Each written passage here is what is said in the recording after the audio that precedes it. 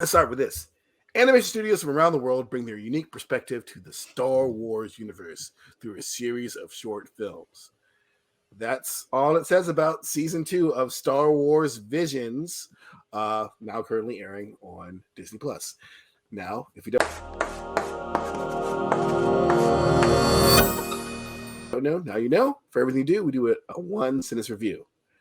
Lisa, go ahead and give us your one sentence review that you're coming up right now for Star Wars. Star Wars Vision 2. I had a vision that I didn't know anything about Star Wars, but thank God this isn't canon.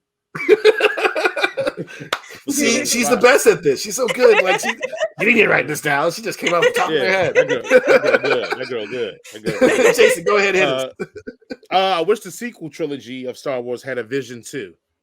Damn! Wow, that's just multi-layers. You just dissed on everybody. You just spat in J.J. Abrams' face like. He knows what he did. He knows what he did. I'm sorry. My sentence is: I don't care. It's all canon to me. I don't care. I thought we were gonna say what's canon, what's not canon. We are going to say Jason's answer. Canon, but I don't care. It's all canon to me. Okay. I guess I'll start this time. Start with the pros and cons here, Jason. Yes.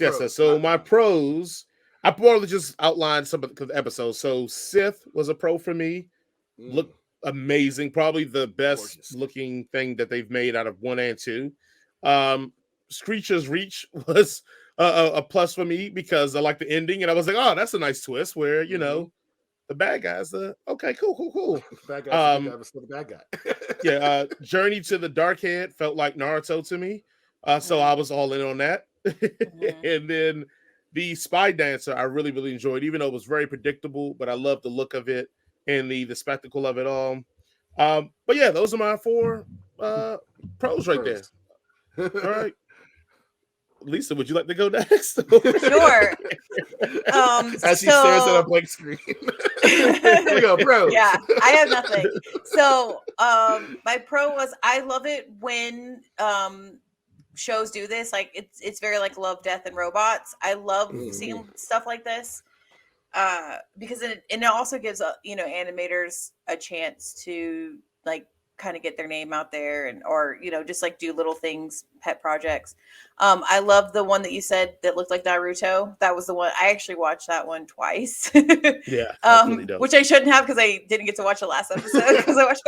Look, I didn't make good choices. Okay, this one's fine. We'll it's just fine. watch it twice. And then I loved the first one, even though I didn't know what the heck was going on. But I just thought that was beautiful. Yeah. So I love that y'all told me that it wasn't canon because that's why I thought I was like, God, I really am not a Star Wars fan. I don't know any of this shit. Yeah, I'm like, what the hell? And then y'all are like, oh no, it's not canon. I was like, oh, okay, let me just enjoy what I'm watching then before I feel like I have to read a freaking companion. Have to do book. a dissertation on a on a why. Yeah. So I've got to read 16 books to figure out what's going on in this thing. Yeah. All right, Jason. My pros are the beautiful. You get to see beautiful animation from several high-profile animation studios. Having creators tell stories without worrying about if it's canon or not, it's lots of fun. These shorts are short, so you don't have a huge time sink. Some of these offer some really interesting ideas that should be actually included into the Star Wars universe. It inspires me to actually go back and make content and write. And I really, really love Au's song. Oh, that one, the last one, made me cry. Okay. All That's right. my pros. The one I didn't watch. The one you didn't watch. The one you did not watch. I actually really, really enjoyed. God. Okay. I'll rebuttal and say I did not care for that one. Well, you suck. Yeah, and then look, the premise. You don't have joy in your heart. You don't have joy the in your premise heart. is cool. I liked it. The whole de-bleeding the kyber crystals to get them back. And I don't know, man. I felt like he was playing for the cheap seats. That's what I feel like. I feel like I was playing for the cheap seats. I feel like they were making it like overly emotional to play to the cheap seats, and I think that's why I was like, ugh. When I see you on Saturday, I'm going to give you a hug. Okay, I appreciate it. I take those anyway, so I appreciate that.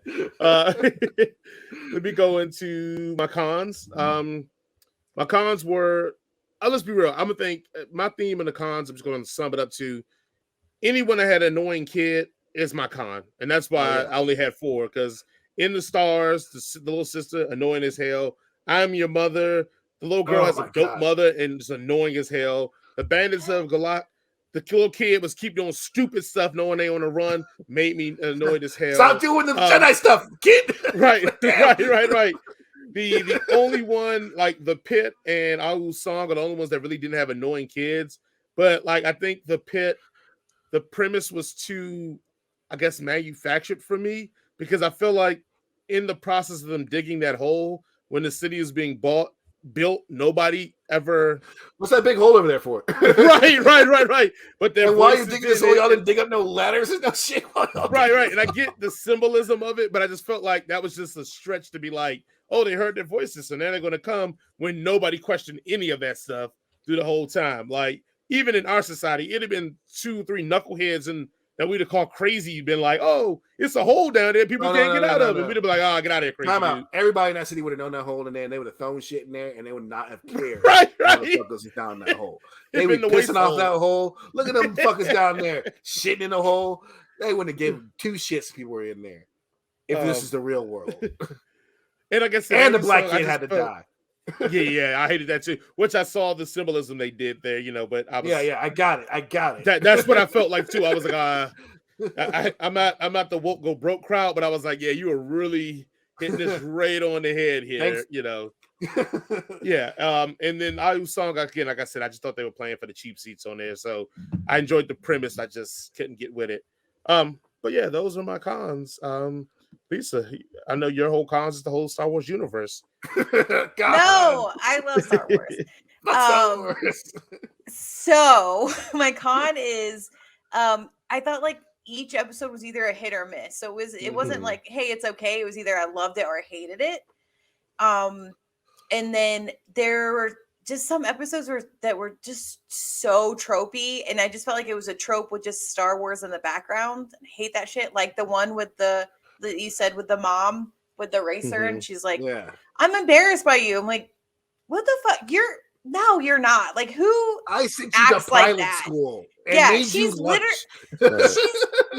she's willing to race with you against stupid helmet hair mama over there, and then you're gonna just be like, you're embarrassing. Like, you're embarrassing, jerk. I want to be seen with you. Yeah. Right. I should have had this misfortune. Like, and the dim to that is just that they could have made the embarrassing thing with one scene. They could have had the mother doing something and everybody in the city just making fun of her and her being like embarrassed by her mother doing whatever it is. Like that one scene that could have took 20 seconds, we could have been like, oh, we see why she feels the way she feels about her mother. But instead, they made her mother awesome. And I'm sitting there like, anyway, it may be the parent. I agree. Like, what is it? I agree. And that was the thing, like with the kids, because I don't hate kids, but I'm with Jason on this one. All the kids in this in every episode I watch, they suck. And it doesn't make sense for the story because they all have grown up in this area. Yes. So it'd be like the same thing with like a kid who's grown up in a zombie apocalypse, or a kid who's grown up, in that stupid that movie where you can't talk. They know it's like innate in their brain that they can't act a certain way. So it did not make sense to the story. It wasn't believable. Like, how are you going to think that you're going to take down the giant stormtrooper factory when your parents got killed over there? Yeah. Like, what are you doing? Yeah, it did not make sense. Like, and I couldn't. Every time any kid was being stupid, I was like, I was gonna push her in and like, y'all can have her. I want to live over here. I do think that the kid in the aerial one, the one where she was like flying through, she had like the rhythm dancers and spy dancers. Yeah. She wasn't bad in that one. She just legitimately just wanted to help, and it wasn't like. More.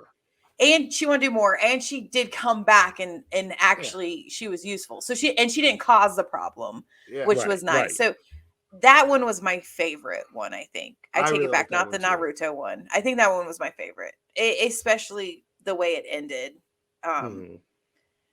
I should have watched that one twice. Oh well, it's fine. So I completely went off the rails. I'm sorry. We're still going over cons. Oh yeah, cons. So then the second con is whenever you have episodes. That was one con. That was one. I was thinking the same thing, but I was going to be quiet. Reclaim your time, Lisa. Reclaim your time. Whenever you have multiple short episodes, and then they're so like either really good or really annoying, it makes me want the really good ones to be longer, and which completely defeats the purpose of this, thing. But that was it. That's my cons. It wasn't a whole lot. I actually really enjoyed the show. I heard my husband, my partner in crime, our technical advisor on the show. Yes, technical advisor. Thank you. Our producer who doesn't produce anything for us yet.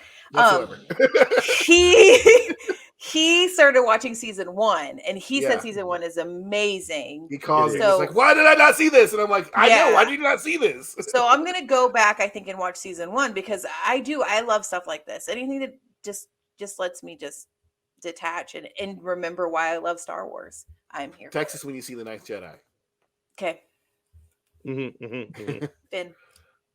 My cons for the show is that it's not as good as season 1. Yeah.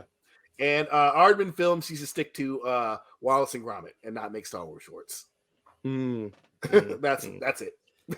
Okay. We'll jump right into nice. We'll jump right into the roundup where we will go over all our pros, cons, and our rating for the Star Wars Visions. I'll go ahead and start. Question. I thought we were going to pick. I thought we were going to pick what we wanted to be canon. Don't you have questions? Oh, I was thinking we were going to do that at the end. We can. Okay, just do it then. Okay. I'm sorry. It's his show, everybody. I'm sorry, guys. It's fine. I'm sorry. I want to at least get the reviews. We don't confuse people. But my bad. What's going on now? Right. What are they talking about? Yeah, right. So we're doing a roundup where we go over all our pros, cons, and we give the rating for Star Wars Visions 2. So I'll start off. My pros were the episodes of The Sith, Screecher's Reach, Journey to the Dark Head, and The Spy Dancer.